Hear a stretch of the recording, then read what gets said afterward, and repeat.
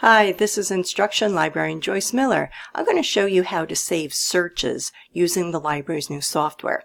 So first put in a search and go search.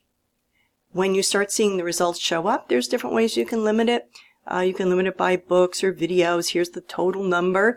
There's also a whole row of different things on the side here. If you find something that you'd like to save, and it could be an individual item or it could be the entire search, you want to sign in. Now, you can sign in either here or up there. Either way will get you there. So go ahead and click that. And what you're going to put in is your usual username password. And here we go. Okay, so now my account is active. Now, say if I wanted to save this particular book, I can click this little add item. Boop, just like that. If I want to save the whole search, I can go right here, and it saved it.